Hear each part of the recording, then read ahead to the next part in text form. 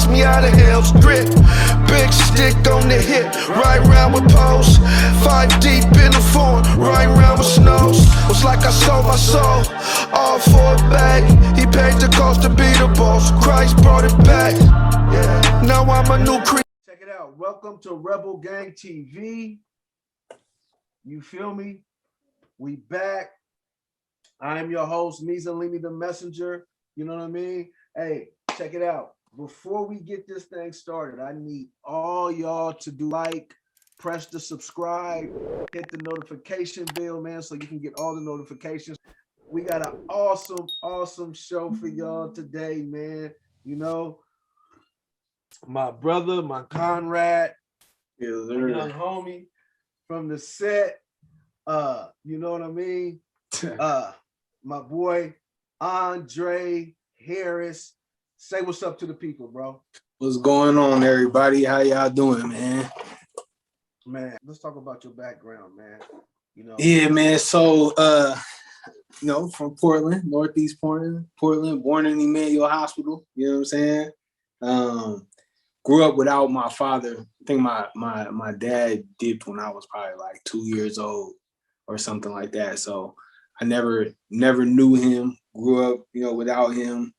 So I think for me, that was kind of like a gap that I tried to fill, trying to like figure out who I was, you know what I'm saying? So I spent a lot of time around cats that was in the streets, you know, older people that I looked up to, sisters, boyfriends, older relatives, like all of that, you know what I'm saying? And looking up to them, being in the streets and all the stuff that they was doing, it grabbed me, bro, grabbed my attention. And I was lost, bro. And I was angry. I was an angry young man, you know what I'm saying? Just like, but probably mainly because of the lack of my father and just how that felt, you know what I'm saying? And it got into a lot of trouble, got kicked out of all kind of schools and just all of that, bro. So about what time did you not make it official, but did you start leaning towards, you know, gangbanging? Bang, bro. Yeah. I would say around 6 or 7. I know around like 7 and 8, I used to hang blue rags on my wall, listening to Looney Coleon and Killer Tay. You know what I'm saying? Like that's who I was on heavy. And then one of my older relatives, he was banging, so that's when I kind of like really felt like, you know, I'm claiming the gang and all this stuff. But it, you know, obviously I was 7 and 8 years old, so it wasn't really anything serious. But what attracted you? What attracts a young mind like yours to? Bro, I feel like personally the culture aspect of it, just like the blue rags, the gang signs, you know what I'm saying, the guns, the drugs, the women, the power, like looking at that as a kid and then thinking about, like, I grew up on Looney Coleon and Killer Tay. Like, them is the cats that I really like. I was 7, 8 years old, being able to like say all their lyrics. You know what I'm saying? So looking at that as something that's like, okay, these cats is for real.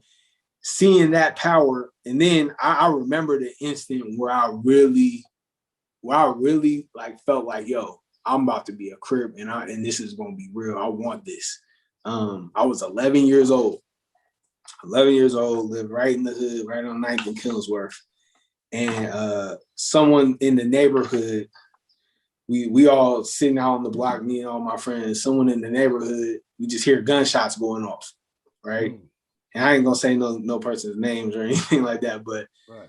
One of the people walked up to us and was like shaking this thing. It's somebody that I really looked up to, that I consider family, shaking these things in his hand and was like, y'all hear that?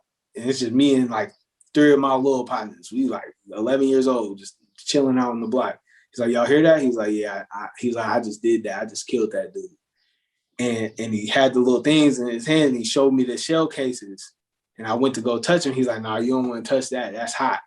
That's hot. You don't want to touch that. He's like, bro, and this is the thing. He was like, he's probably like only like 16 years old, 16, 17 years old.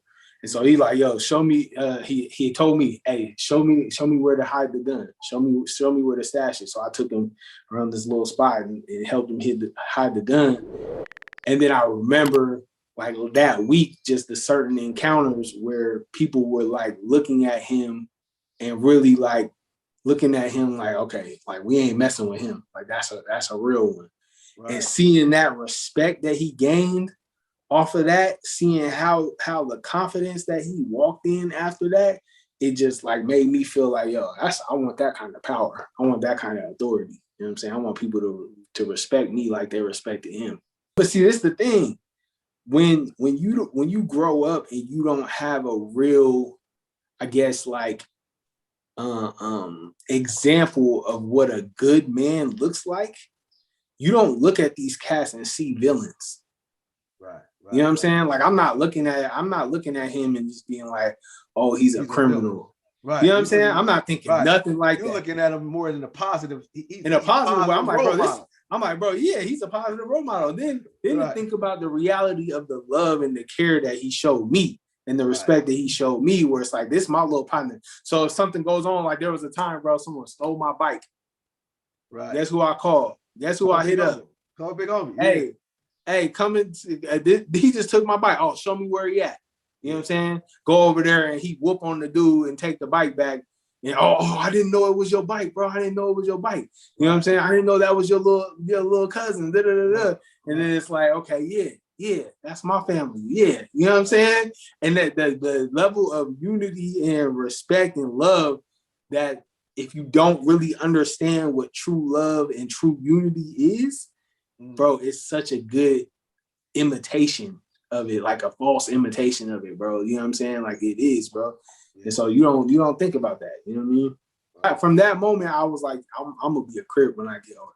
Right. Like for sure. Like I already was throwing up the flags and all that stuff at that point and telling people I was a Crip, but that's when I was like, I want to be a killer. Like I want to be respected. You know what I'm saying? Right. And it's crazy because you said so basically he poured into you. For sure. He discipled you in a way. Yeah, for sure. And that's we're gonna touch on that too. We're gonna touch on the difference between, we're gonna touch on the gang discipleship and like the way that gangs disciple and pour into each other. Whether it's negative or positive, they put in the time. You know what I'm saying?